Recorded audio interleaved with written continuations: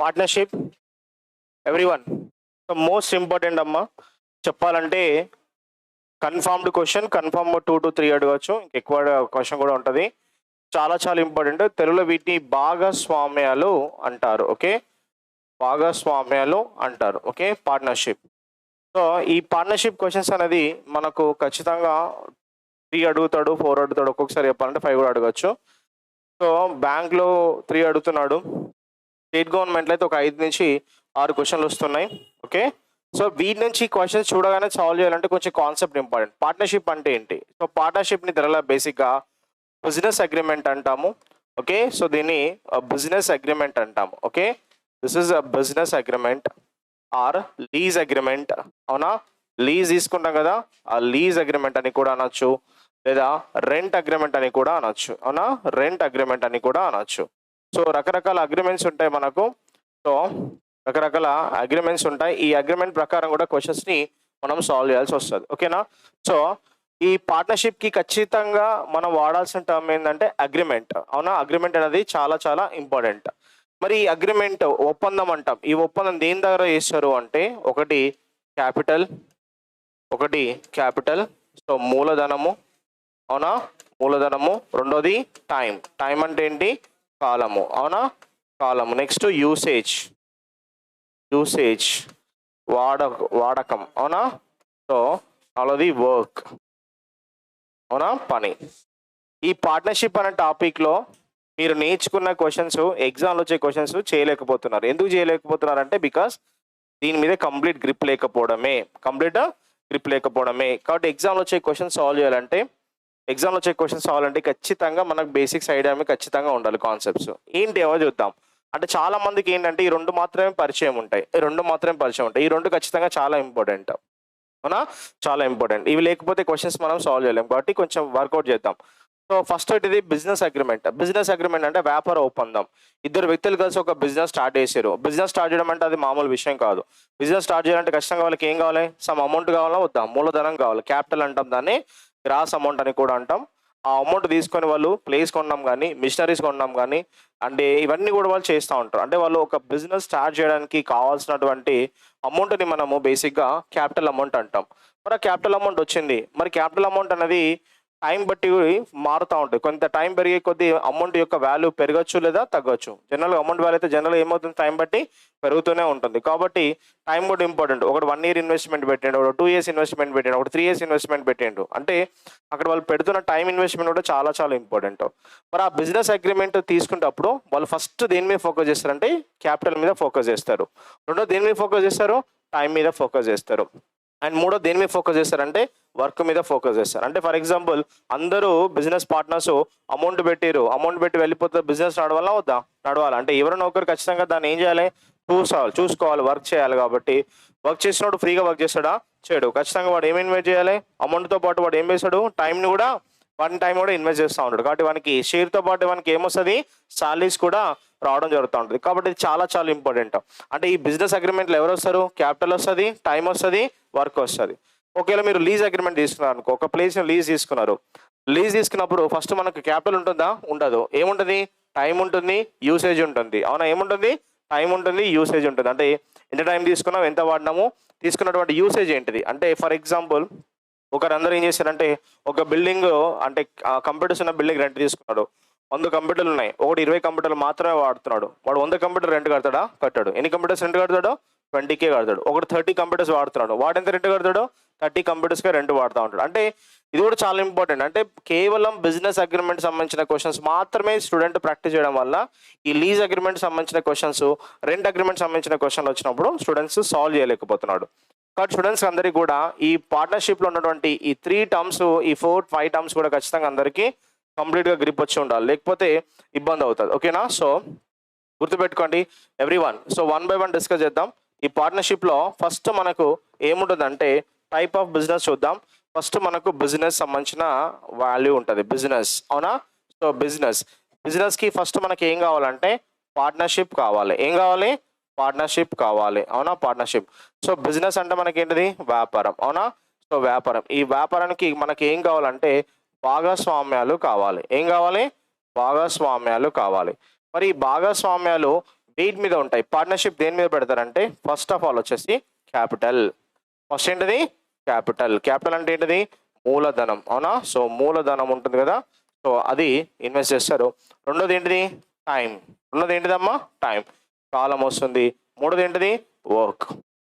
Work అంటే ఏంటిది పని. అంటే ఏ బిజినెస్ అగ్రిమెంట్ తీసుకున్నా కూడా, ఏ వ్యాపారంని వాడు ప్రారంభించి చేయాలనుకున్నా కూడా వాడు ముఖ్యంగా 3 విషయాల మీద వాళ్ళు వర్కౌట్ చేస్తూ ఉంటారు.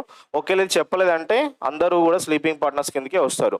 అంటే ఈ మూడింటిని బేస్ చేసుకొని మనకు పార్ట్నర్స్ ఎన్ని టైప్స్ ఉన్నారంటే 3 టైప్స్ ఉన్నారు. ఒకటి వచ్చేసి వర్కింగ్ పార్ట్నర్ అంటాము, అవునా. వచ్చేసి ఎవరంటారు వర్కింగ్ పార్ట్నర్ అంటాము, అవునా. పని వాటాదారుడు అంటారు, అవునా. వర్కింగ్ పార్ట్నర్, అవునా. వర్కింగ్ పార్ట్నర్ వీడు పని వాటాదారుడు అంటారు, అవునా. వీని పని వాటాదారుడు అంటాడు, సో వర్కింగ్ పార్ట్నర్ అంటారు.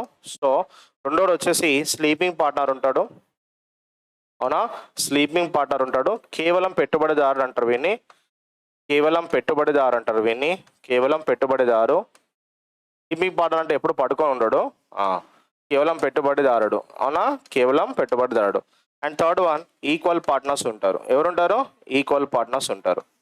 సో ఈక్వల్ పార్ట్నర్స్ని మనం ఏమంటామంటే ఈక్వల్ పార్ట్నర్స్ని ఏమంటారంటే సమాన పెట్టుబడిదారులు అని కూడా చెప్పుకుంటాం. సమాన పెట్టుబడిదారులు అనుకుంటాం. పెట్టుబడిదారులు మొత్తం ఎన్ని రకాలు ఉన్నారు 3 టైప్స్ ఉన్నారు. ఎన్ని టైప్స్ ఉన్నారు 3 టైప్స్ ఉన్నారు, ఓకేనా. సో జనరల్గా బిజినెస్ రన్ చేసేవాడు ఫస్ట్ మనకి ఏం పెట్టాడంటే క్యాపిటల్, సెకండ్ ఏంటిది టైం, థర్డ్ ఏంటిది వర్క్ ఉంటుంది. వీటి బట్టి మనకు పార్ట్నర్స్ ఎన్ని టైప్స్ ఉన్నారు 3 టైప్స్ ఉన్నారు, అవునా. సో అంటే వ్యాపారం చేయాలంటే ఖచ్చితంగా మనకి ఏం కావాలి భాగస్వామ్యాలు కావాలి. ఒకవేళ వ్యాపారంలో భాగస్వామ్యం లేకపోతే ప్రొప్రైటరీషిప్ అంటాం, అవునా. సో మరి పార్ట్నర్షిప్ తీసుకుంటున్నామంటే పార్ట్నర్షిప్ తీసుకున్నట్టు ఖచ్చితంగా మనకి ఏం కావాలి క్యాపిటల్, టైం అండ్ వర్క్ కావాలి. సో ఈ క్యాపిటల్ అండ్ టైం వర్క్ బట్టి పార్ట్నర్స్ మనకి ఎన్ని టైప్స్ ఉన్నారు 3 టైప్స్ ఉన్నారు. ఫస్ట్ టైప్ ఎవరు వర్కింగ్ పార్ట్నర్. సో వీడు ఏం చేస్తాడంటే క్యాపిటల్ ఇన్వెస్ట్మెంట్ చేస్తాడు, అవునా. క్యాపిటల్ ఇన్వెస్ట్మెంట్ చేస్తాడు. చేస్తూ ఆ కంపెనీలో కూడా వాడు వర్క్ చేయడం జరుగుతుంది. కంపెనీలో కూడా వాడు వర్క్ చేయడం జరుగుతుంది. కాబట్టి వీనికి ఏమొస్తుందంటే వీనికి 2 రకాల షేర్స్ వస్తాయి, అవునా. సో వీనికి నెట్ ప్రాఫిట్ షేర్ వస్తుంది, ప్లస్ వీనికి ఏమొస్తుంది శాలరీ కూడా వస్తుంది. ఏమొస్తుంది శాలరీ కూడా వస్తుంది. అంటే వీడికి పెట్టుబడి పెట్టినందుకు ఆ కంపెనీకి వచ్చిన లాభాల్లో ఆ లాభాల్లో వాటా వస్తుంది. ఈ లాభాలతో వాటాతో పాటు ఏమొస్తుంది జీతం కూడా వస్తుంది. వీడికి కేవలం ఏమొస్తుంది షేర్ మాత్రమే వస్తుంది. వీళ్ళకి ఏమొస్తుంది షేర్. ఇక్కడ ఏది వచ్చినా కూడా ఎలా తీసుకుంటారు ఈక్వల్గా తీసుకుంటారు. ఎలా తీసుకుంటారు ఈక్వల్గా తీసుకుంటారు, అవునా. సో ఆ విధంగా మనం డిస్కస్ చేయాల్సి వస్తుంది, ఓకేనా. సో దీనిలో రకరకాల మోడల్స్ క్వశ్చన్స్ ఉన్నాయి. సో అవన్నీ కూడా సాల్వ్ చేయాలంటే వీటితో పాటు మనకు కొన్ని టాపిక్స్ కావాలి, అవునా. టాపిక్స్ కావాలి చూద్దాం, ఓకే. సో దీనికి కంపల్సరీ కావాల్సిందంటే ఫస్ట్ మనకి ఏం కావాలంటే ఇన్వెస్ట్మెంట్ కావాలి. ఏం కావాలి ఇన్వెస్ట్మెంట్ కావాలి. సో ఇన్వెస్ట్మెంట్ని జనరల్గా ఏమంటారు అంటే పెట్టుబడి అంటారు. ఏమంటారు పెట్టుబడి అంటారు. సో మరి ఇన్వెస్ట్మెంట్, అవునా. ఇన్వెస్ట్మెంట్ గురించి డిస్కస్ చేద్దాం. సో ఇన్వెస్ట్మెంట్ అన్నది ఏం చేస్తారో చూద్దాం. ఇన్వెస్ట్మెంట్, సో ఇన్వెస్ట్మెంట్ అంటే ఏంటంటే క్యాపిటల్ ఇంటూ టైం. ఇన్వెస్ట్మెంట్ అంటే ఏంటిది క్యాపిటల్ ఇంటూ టైం. ఇన్వెస్ట్మెంట్ అంటే ఏంటమ్మా క్యాపిటల్ ఇంటూ టైం వస్తుంది. Investment means capital into time. అంటే పెట్టుబడి, అవునా. పెట్టుబడి. సో పెట్టుబడి అంటే ఏంటిదమ్మా మూలధనం ఇంటూ కాలము, అవునా. మూలధనం ఇంటూ కాలము. First of all first concept మనకి ఎంటర్ అయింది ఇన్వెస్ట్మెంట్. చాలా చాలా ఇంపార్టెంట్. ఇన్వెస్ట్మెంట్ అంటే ఏంటమ్మా క్యాపిటల్ ఇంటూ టైం. ఎక్కడైతే ఇంటూ ఉంటుందో అవి ఖచ్చితంగా ఏ ప్రపోర్షన్లో ఉంటాయంటే ఇన్వర్స్లీ ప్రపోర్షన్లో ఉంటాయి. Inverse proportion. ఇంటూ ఉంటే ఇన్వర్స్ ప్రపోర్షన్, అవునా. Inversely proportion. సో చాలా చాలా ఇంపార్టెంట్ మనకి, చాలా చాలా ఇంపార్టెంట్. ఇన్వెస్ట్మెంట్ ఈజ్ ఈక్వల్ ఏంటిదమ్మా capital into time. Investment is equal ఏంటిది క్యాపిటల్ ఇంటూ టైం, అవునా. సో ఈ విధంగా గుర్తుపెట్టుకోవచ్చు ఐసీటీ ఆర్ ఐటీసీ. సో మీరు ఎలా గుర్తుపెట్టుకున్నా పర్లేదు. ఇన్వెస్ట్మెంట్ ఈజ్ ఈక్వల్ ఏంటిదమ్మా క్యాపిటల్ ఇంటూ టైం వస్తుంది. ఒకట గుర్తుపెట్టుకోండి. ఇప్పుడు నీకు ఒకవేళ క్వశ్చన్లో నీకు క్యాపిటల్ కావాలన్నాడు అనుకో, క్యాపిటల్ కావాలి. క్యాపిటల్ కావాలంటే ఏంటిది ఇన్వెస్ట్మెంట్ డివైడెడ్ బై ఏం తీసుకుంటాం టైం తీసుకుంటాం. ఇన్వెస్ట్మెంట్ డివైడ్ బై ఏం తీసుకుంటాం టైం తీసుకుంటాం, అవునా. ఒకవేళ అంటే ఇన్వెస్ట్మెంట్ అంటే తెలుగు, క్యాపిటల్ అంటే తెలుగులో ఏమంటాము మూలధనం, అవునా. సో మూలధనం. సో మూలధనం ఇస్ ఈక్వల్ ఏమవుతుంది పెట్టుబడి, అవునా. నికర పెట్టుబడి అంటాం. పెట్టుబడి అంటే ఇక్కడ ఏంటిది నికర పెట్టుబడి డివైడ్ బై ఏంటిది కాలం. నికర పెట్టుబడి అని తీసుకుంటూ ఉంటాం, అవునా. సో క్యాపిటల్ వచ్చింది. నెక్స్ట్ నీకు ఏం కావాలి టైం కావాలన్నాడు అనుకో. టైం అంటే ఏంటిది ఇన్వెస్ట్మెంట్ బై క్యాపిటల్, అవునా. Investment by capital. దానికి వల్ల ఏమొస్తుంది మనకు టైం వస్తుంది, అవునా. టైం, అవునా. సో దిస్ ఇస్ అంటే కాలం ఈజ్ ఈక్వల్ టు ఏంటమ్మా, పెట్టుబడి డివైడెడ్ బై మూలధనం తీసుకుందాం. Okay, so column is equal ఏంటిది, పెట్టుబడి డివైడ్ బై ఏం తీసుకుంటామో, మూలధనం తీసుకోవడం జరుగుతుంది. అంటే టైం ఈజ్ ఈక్వల్ ఏంటిది, investment by capital. Investment by capital ఇస్తే మనకు టైం వస్తుంది. ఇది బేసిక్గా అందరికీ మనకు కంపల్సరీ తెలవాల్సిందే. బట్ క్వశ్చన్లో గుర్తుపెట్టుకోండి, చాలా చాలా ఇంపార్టెంట్. ఇక్కడ ఏదైతే ఫంక్షన్ ఉందో ఇది కనుక కాన్స్టెంట్ అయిందనుకోండి, ఇవి ఏ ప్రపోర్షన్ ఉంటాయి, ఇన్వర్స్లీ ప్రపోర్షన్ ఉంటాయి. ఏ ప్రపోర్షన్ ఉంటాయి, ఇన్వర్స్లీ ప్రపోర్షన్ ఉంటాయి. ఇవి ఇన్వెస్ట్మెంట్ ఈజ్ కాన్స్టెంట్, అందరు పెట్టుబడులు స్థిరంగా ఉన్నాయి. సో ఇన్వెస్ట్మెంట్ కాన్స్టెంట్ అవుతే capital and time A proportion ఉంటాయి, ఇన్వర్స్లీ ప్రపోర్షన్ ఉంటాయి. Capital and time A proportion, inversely proportion. అంటే మూలధనము మరియు కాలము విలోమానుపాతంలో ఉంటాయి. ఏ పాతంలో ఉంటాయి, విలోమానుపాతంలో ఉంటాయి. ఇది పెరిగితే తగ్గుతుంది, గుర్తుపెట్టుకోండి, చాలా చాలా ఇంపార్టెంట్. ఇన్వెస్ట్మెంట్ మీన్స్ ఏంటిది, capital into time. Time invest చేస్తాం, యాజ్ వెల్ యాజ్ క్యాపిటల్ కూడా ఇన్వెస్ట్ చేయడం జరుగుతుంది. సో తెలుగులో దీన్ని పెట్టుబడిని జనరల్గా వాడు నికర పెట్టుబడి అంటారు. ఏమంటారు, నికర పెట్టుబడి అంటారు. కన్ఫ్యూజ్ అవ్వద్దు, ఓకేనా. నికర పెట్టుబడి అని కూడా చెప్పడం జరుగుతుంది. Capital is equal investment by time is equal to investment by capital. ఇప్పుడు క్వశ్చన్స్ మనకి ఏమొచ్చినా కూడా ఫస్ట్ గుర్తుపెట్టుకోవాల్సిన పాయింట్ ఏంటంటే, క్వశ్చన్లో మనకు క్యాపిటల్ ఉందా, టైం ఉందా చూసుకొని ఆన్సర్స్ని సాల్వ్ చేయాలి. అవునా, క్యాపిటల్ టైం చూసుకొని ఆన్సర్స్ సాల్వ్ చేయాలి. ఇన్వెస్ట్మెంట్ కనుక కాన్స్టెంట్ ఉంటే మనకు ఇవి ఏ ప్రపోర్షన్లు ఉంటాయి, ఇన్వర్స్లీ ప్రపోర్షన్ ఉంటాయి. ఏ ప్రపోర్షన్ ఉంటాయి, ఇన్వర్స్లీ ప్రపోర్షన్ ఉంటాయి. గుర్తుపెట్టుకోండి, కామన్ ఇన్వెస్ట్మెంట్ అంటాడు. కామన్ ఇన్వెస్ట్మెంట్ అంటే కాన్స్టెంట్. కామన్ ఇన్వెస్ట్మెంట్ అంటే ఏంటిది, కాన్స్టెంట్. అప్పుడు క్యాపిటల్ టైం ఏ ప్రపోర్షన్ ఉంటాయి, ఇన్వర్స్లీ ప్రపోర్షన్ ఉంటాయి. ఈ ఇన్వెస్ట్మెంట్ ని కాంపౌండ్ రేషియో అని కూడా అంటారు. ఏ రేషియో అంటారు, కాంపౌండ్ రేషియో అని కూడా అంటారు. కాంపౌండ్ రేషియో అంటే బహుళ నిష్పత్తి అంటారు. అవునా, దీన్ని తెలుగులో బహుళ నిష్పత్తి అని కూడా చెప్పుకుంటాము, ఫలిత నిష్పత్తి అని కూడా చెప్పుకుంటాము. కాంపౌండ్ రేషియో అంటాము, రిజల్టెంట్ రేషియో అని కూడా చెప్పుకుంటా ఉంటాము. Compound ratio and resultant ratio అంటాం. అంటే క్యాపిటల్ రేషియో ఇస్తాడు, టైం రేషియో ఇస్తాడు. అవునా, క్యాపిటల్ రేషియో ఇస్తాడు, టైం రేషియో ఇస్తాడు. అప్పుడు గుర్తుపెట్టుకొని సాల్వ్ చేయాల్సి వస్తుంది. అప్పుడు క్యాపిటల్ అండ్ టైం ఏమంటారంటే ఇన్వర్స్ రేషియో అని చెప్పుకుంటాం. ఏ రేషియో అనుకుంటామో, ఇన్వర్స్ రేషియో అంటాం. అంటే విలోమ నిష్పత్తిని తీసుకుంటా ఉంటాం. ఓకే, గుర్తుపెట్టుకోండి, ఇది second concept. So second concept అయిపోయిన తర్వాత నెక్స్ట్ మనకు మరి బిజినెస్ పెట్టినాం. బిజినెస్ పెట్టిన తర్వాత మనకి ఏమొస్తాయి, రిజల్ట్స్ వస్తాయి. ఏమొస్తాయి, రిజల్ట్స్ వస్తాయి. రిజల్ట్స్ అంటే ఫలితాలు అనేది ఖచ్చితంగా వస్తాయి. మరి ఈ రిజల్ట్స్ మనకి ఏం రావచ్చు, ప్రాఫిట్ రావచ్చు, ఏం రావచ్చు, లాస్ రావచ్చు. అవునా, ప్రాఫిట్ రావచ్చు, లాస్ రావచ్చు.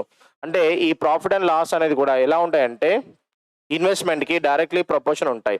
So investment is directly proportional to వేటికమ్మా, రిజల్ట్స్. రిజల్ట్స్ ఏం రావచ్చు, కొందరు ప్రాఫిట్ అనుకుంటారు, ప్రాఫిట్స్ రావచ్చు, లాస్ కూడా రావచ్చు. ఎప్పుడు ప్రాఫిట్ రావాలని రూల్ ఏం లేదు, వాటికి లాసెస్ కూడా రావచ్చు. ఇన్వెస్ట్మెంట్ రిజల్ట్స్ ఏ ప్రపోర్షన్ ఉంటాయమ్మా, డైరెక్ట్లీ ప్రపోర్షన్ ఉంటాయి. అంటే పెట్టుబడి మరియు ఫలితాలు అనులోమానుపాతంలో ఉంటాయి. ఎంత పెట్టుబడి పెడితే అంత ఫలితాలు అనుభవించాల్సి వస్తుంది. అవునా కదా. సో దేర్ ఫోర్ మనకు జనరల్గా పాజిటివ్ వేలో ఆలోచిస్తాం కాబట్టి పెట్టుబడి పెడితే మనకి ఏమొస్తుంది, బేసిక్గా ప్రాఫిటే వస్తుంది. అంటే 100%లో 99% క్వశ్చన్లు ప్రాఫిట్ బేస్డ్ క్వశ్చన్లు ఉంటాయి. ప్రాఫిట్ వచ్చింది, ఎంత పంచుకోవాలని క్వశ్చన్ అడుగుతారు కాబట్టి ప్రాఫిట్ గురించి డిస్కస్ చేద్దాం. So profit is directly proportional to ఏమన్నాను, ఏ ప్రపోర్షన్ అన్నాను, డైరెక్ట్లీ ప్రపోర్షన్. ఇన్వెస్ట్మెంట్ అన్నా లేదా, ఎస్. అంటే దాని అర్థం ఏంటిది, ప్రాఫిట్ ఈజ్ ఈక్వల్ టు, ఇక్కడ ఇన్వెస్ట్మెంట్ అంటే ఏంటి మరి, క్యాపిటల్ ఇంటూ టైం. ఇన్వెస్ట్మెంట్ అంటే ఏంటిది, క్యాపిటల్ ఇంటూ టైం. ఇక్కడ కూడా మళ్ళీ అదే వస్తుందా లేదా, ఎస్. ఎందుకంటే ఇన్వెస్ట్మెంట్ అంటేనే ప్రాఫిట్ అంటేనే ఇన్వెస్ట్మెంట్. ఈ రెండు కూడా కామన్ ఉంటాయి. అంటే లాభాలు ఈజ్ ఈక్వల్ టు ఇక్కడ కూడా మళ్ళీ మనకి ఏమొస్తుంది, మూలధనం ఇంటూ కాలమే వస్తుంది. మూలధనం ఇంటూ ఏమొస్తుంది, కాలమే వస్తుంది. ఇది బాగా గుర్తుపెట్టుకొచ్చిన పాయింట్. సో దేర్ ఫోర్ ఇప్పుడు నీకు ఒకవేళ క్యాపిటల్ కావాలన్నాడు అనుకోండి, ఏం చేస్తావు, ప్రాఫిట్ డివైడ్ బై ఏం తీసుకుంటావు, టైం తీసుకుంటావు. ప్రాఫిట్ డివైడ్ బై ఏం తీసుకుంటావు, టైం తీసుకుంటావు. అంటే లాభాలు, అవునా, లాభాలు డివైడ్ బై ఏం తీసుకుంటావు, కాలం తీసుకుంటావు. తీసుకుంటే ఏమొస్తుంది నీకు, క్యాపిటల్ మూలధనం వస్తుంది. ఒకవేళ నీకు టైం కావాలన్నాడు అనుకో, టైం కావాలంటే ఏం తీసుకుంటావు, ప్రాఫిట్ డివైడెడ్ బై, అవునా, ప్రాఫిట్ డివైడ్ బై ఏం తీసుకుంటావు, క్యాపిటల్ తీసుకుంటావు. అవునా, క్యాపిటల్ తీసుకుంటావు. అంటే లాభాలు డివైడ్ బై ఏం తీసుకుంటావు, మూలధనం తీసుకుంటావు. తీసుకుంటే ఇక్కడ నీకు ఏమొస్తుంది, కాలం వస్తుంది. ఓకేలా ప్రాఫిట్ కాన్స్టెంట్ అయింది అనుకోండి, అవునా, ప్రాఫిట్ ఎలా అయింది, కాన్స్టెంట్ అయింది. ప్రాఫిట్ ఎలా ఉంది, స్థిరంగా ఉంది. అందరికీ సమాన లాభాలు వస్తున్నాయి. అందరికి ఏమొస్తున్నాయి, సమాన లాభాలు వస్తున్నాయి. సమాన లాభాలు అంటే ప్రాఫిట్ ఏంటిది, కాన్స్టెంట్. ప్రాఫిట్ కాన్స్టెంట్ అవుతే capital and time A proportion ఉంటాయి, ఇన్వర్స్లీ ప్రపోర్షన్ ఉంటాయి. Capital and time A proportion, inversely proportion. గుర్తుపెట్టుకోండి, ఎప్పుడు క్యాపిటల్ టైం ఏ ప్రపోర్షన్? Inversely proportion. అందరికీ సమాన లాభాలు వస్తున్నాయంటే మూలధనం ఇంటూ కాలము, మూలధనం అండ్ కాలం ఏ పాతంలో ఉంటాయి? విలోమానుపాతంలో ఉంటాయి. అవునా? చాలా చాలా ఇంపార్టెంట్. గుర్తుపెట్టుకోండి అమ్మా. ఇన్వెస్ట్మెంట్ ప్రాఫిట్ ఏ ప్రపోర్షన్? Proportion directly proportion. ఇది గుర్తుపెట్టుకోండి, చాలా చాలా ఇంపార్టెంట్. ఇది మనకు సెకండ్ కాన్సెప్ట్ వస్తాయి. ఉన్నాయి రెండు కాన్సెప్ట్స్. ఈ రెండు కాన్సెప్ట్ నుంచి అన్ని క్వశ్చన్స్ మనం 1 by 1 సాల్వ్ చేయాలి. గుర్తుపెట్టుకోవాల్సిన బేసిక్ ఫండమెంటల్ ఇవి. ఓకేనా? సో ఇక్కడ ఇన్వెస్ట్మెంట్ అన్నా ఒకటి, ఇంకోటి ఏంటిది ప్రాఫిట్ అన్నా కూడా ఒకే విధంగా తీసుకోండి. ఓకేనా?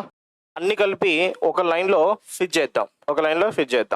ఇన్వెస్ట్మెంట్ అండ్ ప్రాఫిట్ రెండు కూడా ఏంటిది? ఒకటే కదా. ఈజ్ ఈక్వల్ ఏంటిది? Capital into time. అవునా? Capital into time. సో పెట్టుబడి అన్నా లాభం అన్నా కూడా ఒకటే. ఇజ్ ఈక్వల్ ఏంటిది? మూలధనం ఇంటూ కాలం. కంపల్సరీ కావాలి. ఓకే, దాంతోపాటు ఇది ఒకటి గుర్తుపెట్టుకోండి, ఇన్వెస్ట్మెంట్ ఎంత పెడితే ప్రాఫిట్స్ కూడా అంతే రావాలి. Investment and profits are which proportion? Directly proportion.